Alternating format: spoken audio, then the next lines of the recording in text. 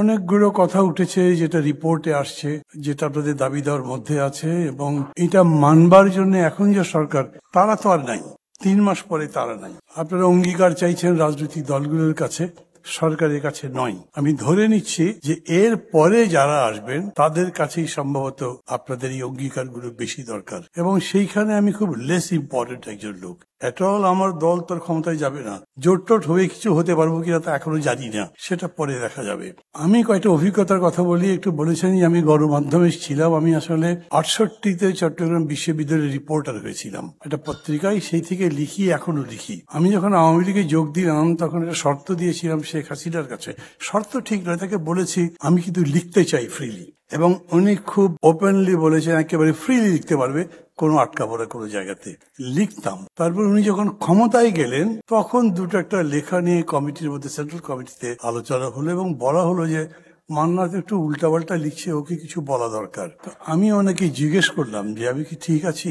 না, ঠিক পুরোপুরি কিরকম করে আছো? আমি তো সবই ভালো কাজ করছি, সমালোচনা করো কেন? আপনাদের বোঝার জন্য বলছি, যিনি 1 নম্বর মানুষ, বলে না মাছের পচন ধরে মাথা থেকে, উনি যদি ক্ষমতায় যাবার পরে এরকম বদলে যান, তো বাকি আমাদের কাছ থেকে এসব অঙ্গীকার নিয়ে লাভ কি হবে আপনাদের? আমি যদি একদম ফোকাস থাকি তাহলে এটা বলবো যে আমাদেরকে ওই জায়গাটা ধরতে হবে। যিনি এই কাজগুলো করবেন তার থেকে অভিজ্ঞতা দেন, তার থেকে কমিটমেন্ট দেন, এবং আমি বলেছি আমার কাছ থেকে নিয়ে লাভ হবে না। এই সরকার চলে যাবার পরে কারা আসবেন?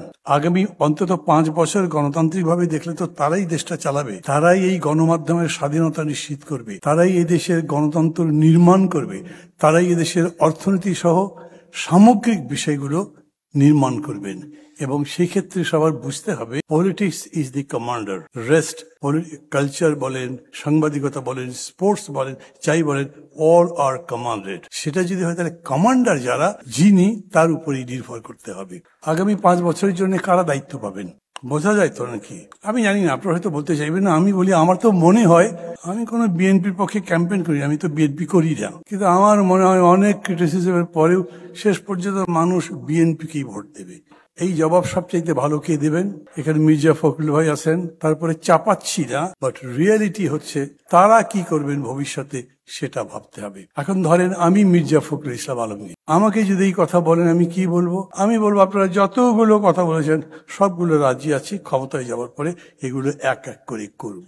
এবং তারপরে শেখ হাসিনার যে উদাহরণটা বললাম তার জন্য আপনাদের অপেক্ষা করতে হবে। আমরা যখন বলি সাংবাদিকতা বা সাংবাদিকরা হচ্ছেন ওয়াচ ডগ, তখন এটা মিন করে কি? The dog is after their, মানে যাকে তারা ওয়াচ করবে তার পেছনে থাকে, and fights all the time. মানে এরকম তারা তাকে ছেড়ে কথা বলছে না, সবসময়ের জন্য লড়াই করছে। মনে রাখা উচিত এই লড়াইটাই জারি করতে হবে। কেবলমাত্র সংগ্রামী জীবনের পরিধি নির্ণয় করে, কেবলমাত্র সংগ্রামী জীবনের সংজ্ঞা বেঁধে দেয়, কেবলমাত্র সংগ্রামী জীবনকে উন্নত করে, পরিশীলিত করে। আমরা যে জীবন গড়তে চাই, আমরা যে রাষ্ট্র গড়তে চাই, আমরা যেভাবে গণতন্ত্র নির্মাণ করতে চাই, সেটা কোনো সময়ের জন্য সংগ্রাম ছেড়ে দিয়ে নির্মাণ করা যাবে না। এই সংগ্রাম মানেই বৈরিতামূলক হবে কিনা, এই সংগ্রাম মানেই বিদ্বেষপূর্ণ হবে কিনা, নাকি সেটা শান্তিপূর্ণভাবে সহযোগিতার মধ্যে দিয়ে এগিয়ে যাবে, সেটা নির্ভর করবে পরবর্তী সময়ের উপরে।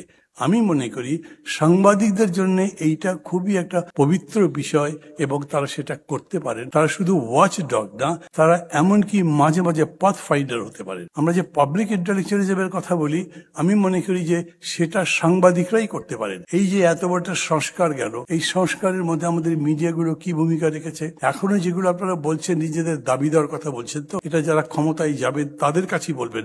বর্তমান সরকারের কাছে এগুলো বলে আর লাভই নাই। এগুলো সম্পর্কে আমার অভিজ্ঞতা আছে। কিছুদিন আগে প্রথম আলোতে একটা এই ব্যাপারে সেমিনার হয়েছিল। যারা সংস্কার কমিশনের দায়িত্বে ছিলেন তার মধ্যে কামাল আহমেদ সাহেব ছিলেন, সম্ভবত উনি এই কমিশনের খুবই একটা গুরুত্বপূর্ণ দায়িত্বে ছিলেন, মেবি চেয়ারম্যান অফ সামথিং।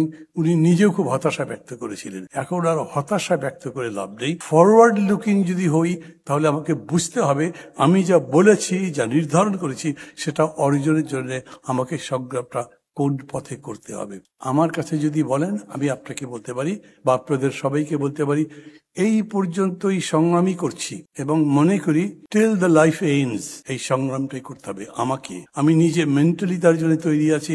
আমি জানি না এরপরে যখন নতুন সরকার আসবে তার সবাই আবার জেল টেল খাটতে হবে কিনা, আবার পালাতে টালাতে হবে কিনা, কিন্তু তার জন্য তৈরি থেকেও আমি মনে করি আমি একটা ফ্রেন্ডলি অ্যাটমসফিয়ার পাবো, একটা গভর্নমেন্ট পাবো, ফ্রেন্ড পাবো, যার মধ্যে দিয়ে আমরা গড়ে তুলতে পারবো নিজেদেরকে।